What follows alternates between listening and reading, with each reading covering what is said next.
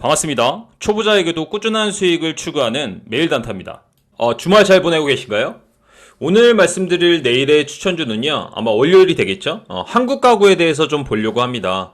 한국 가구 주가가 며칠 전에 급등을 해줬는데 이 이유나 다른 종목들하고 한번 비교를 해보면서 타점을 어떻게 잡아야 될지, 그리고 제가 생각하는 매수 시나리오에 대해서도 여러분들한테 공유를 해드리겠습니다. 근데 중요한 게 여러분들이 그냥 그 매수 타점만 보려고 하지 마시고요. 제가 어떤 종목을 어떤 관점으로 분석을 하는지, 그리고 지난 영상, 제가 여태까지 올려둔 영상들을 보면 여러분들이 검증을 하실 수가 있습니다.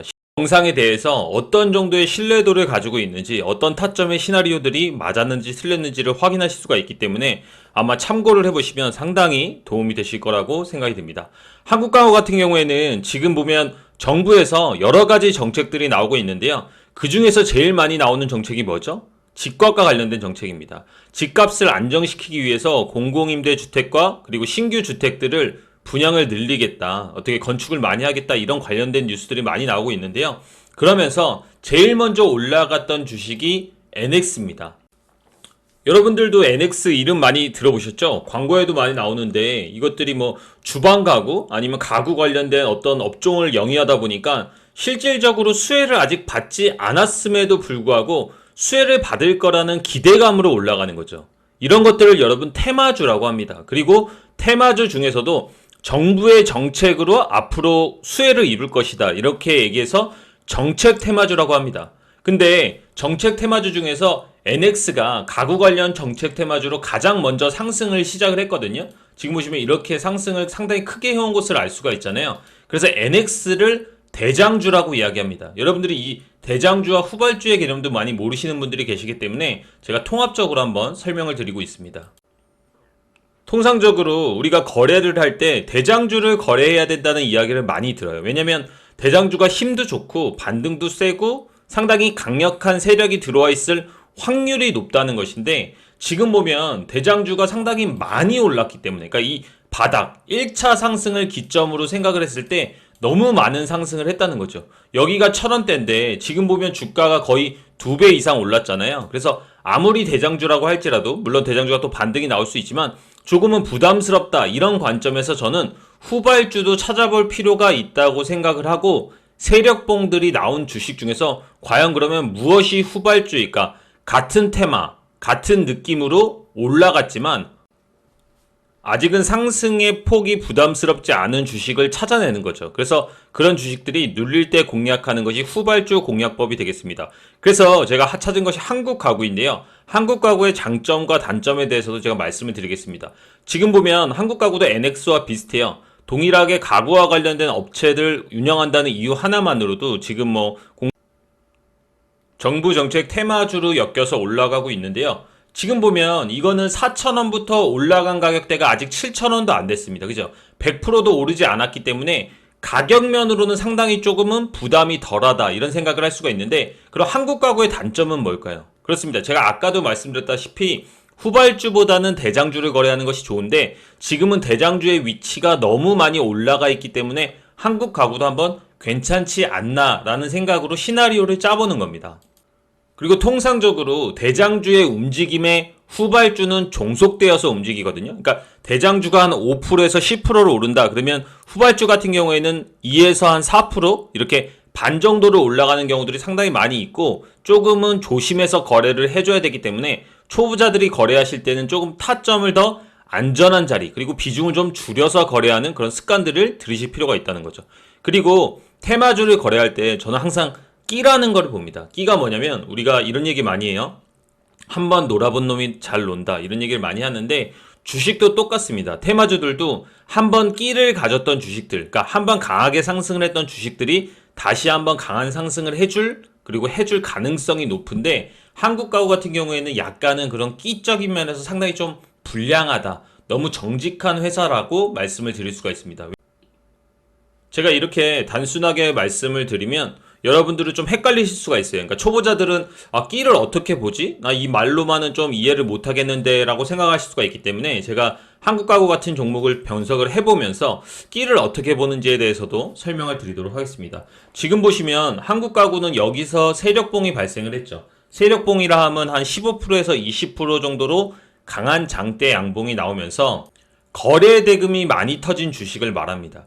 그러면 끼를 찾기 위해서는 이전에도 이렇게 비슷한 테마나 어떤 강력한 상승이 있는지를 차트를 뒤로 가보면서 찾아보는 겁니다. 그러면 이렇게 뒤로 가는 발을 누른 다음에 차트를 길게 한번 확대를 해보는 거죠. 근데 길게 한번 확대를 해보면 지금 이렇게 상승하는 국면은 분명히 있어요. 상승하는 국면은 있는데 지금 제가 여기다가 거래대금 마크를 찍어놨습니다. 이 거래대금 마크라는 것은 무엇이냐면 통상적으로 여기에는 거래량이 표시가 되어 있는데 저는 거래대금을 좀 우선시 보기 때문에 주가가 하루에 거래됐을 때 250억이면 이렇게 표시가 여기까지 올라오게 되고요.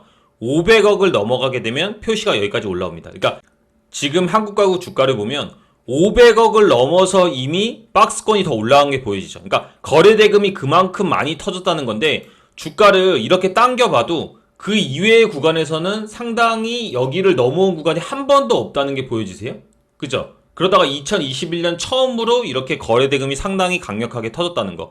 그러면 이 종목은 여태까지는 상당히 세력이 크게 붙지 않았다. 소외주였다. 또 어떤 끼가 없다. 되게 정직한 주식이구나. 실적에 따라서 움직이는 주식이구나. 이렇게 생각을 할 수가 있습니다. 그래서 이런 부분은 상당히 좀 단점이라고 생각을 하시면 될 것 같아요. 이런 것들을 모두 감안하시고 여러분들이 단기 매매, 눌림 매매를 하셔야 된다는 거죠. 그냥 차트만 보고 뭐 검색기만 보고 그러면 아니면 많이 빠졌다는 단순한 원리에 의해서 이런 걸로는 절대 주식시장에서 꾸준하게 돈을 버실 수가 없습니다, 여러분. 여러분들이 시장에서 어느 정도 수익금을 내기 위해서는 그만큼의 노력을 하셔야 된다는 거를 꼭 인지를 해주셔야 돼요. 제가 그러면 일단은 이 종목을 내일 어느 타점에서 노릴지에 대해서도 한번 설명을 드려보도록 하겠습니다. 저는 5일선 매매도 하고 뭐 11선 매매도 하고 이렇게 하는데 초보자들한테는 5일선 이하의 매매를 많이 추천을 드립니다. 왜냐면 5일선 위에가 상당히 좀 화려하고 수익도 많이 나는 것 같지만 생각보다 고수들이 많이 매매를 하는 영역이거든요. 그래서 지금 보시면 주가가 이렇게 높이가 있다라고 생각을 해볼게요. 주가가 여기서부터 여기까지 올랐다고 가정을 하면 이거는 약간 물의 수심 같은 거예요. 물의 수심. 물의 수심이 깊어지면 깊어질수록 상당히 좀 위험해지잖아요. 주가가 높아지면 높아질수록 이 윗공간에서 거래를 하는 것은 상당히 좀 위험하다. 수심이 깊은 물에서 노는 약간 숙련자의 내용이다. 이렇게 생각을 하시면 될 것 같고 주가가 이렇게 올라갔다가 다시 떨어져서 상당히 아래 구간에서 매매를 하는 건 제가 뭐라 그랬죠? 수심이 낮은 구간에서 매매를 하는 거기 때문에 조금은 더 안전하다라고 생각을 하시면 되겠습니다. 그래서 제가 최소한으로 여러분들한테 드리는 가이드라인은 5일선을 깨는 수심부터 거래를 하셔라. 그래야지 조금은 뭐랄까 초보자들도 수익을 내기가 좀 편하다. 이렇게 간략하게 좀 설명을 드릴 수가 있을 것 같습니다. 그러면 내일의 아마 타점을 한번 보도록 할게요. 제가 생각하는 내일의 타점은 한 여기 볼까요? 5,450원 정도? 5,450원 정도 요 부근대 이 저가를 깨는 가격대 있잖아요. 여기를 한 1차 존 정도로 봅니다. 제가 항상 말씀을 드리는데 초보자분들이 매수를 하실 때 기본적으로 이렇게 하나의 가격으로 매수를 하려고 하시는데 그렇게 하지 마시고 이렇게 좀 존을 설정을 해주세요. 이 존 해봐야 별로 안 되거든요. 1에서 한 2% 정도의 존을 설정하셔가지고 매수 물량을 좀 나눠서 이렇게 체결을 시키는 연습들을 하시기 바랍니다. 그리고 그 다음에 만약에 주가가 추가적으로 밀렸다라고 한다면 2차 존은 한 5,200원 정도 되겠습니다.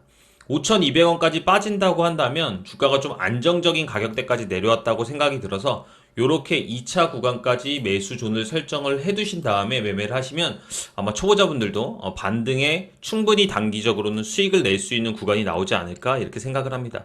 제가 오늘 한국 가구에 대해서 이렇게 종목을 보는 법, 끼를 보는 법, 그리고 선발주와 후발주, 대장주와 후발주 이런 것들을 말씀을 드렸는데요. 여러분들이 매매하실 때 이런 것들을 종합적으로 고려를 하셔서 항상 거래를 하셔야 되거든요. 주식시장이 상당히 과열됐다고 해서 사람들이 내가 아는 사람이 뭐 이게 괜찮다더라 이런 식의 종목 추천은 정말로 간단한 도박 같은 거기 때문에 여러분들 스스로 기준을 만들어가면서 주식을 꾸준하게 수익 낼 수 있기 위해서는 제가 말씀드리는 그런 기준 그리고 시나리오가 있어야 된다는 것을 잊지 않으셨으면 좋겠습니다. 감사합니다.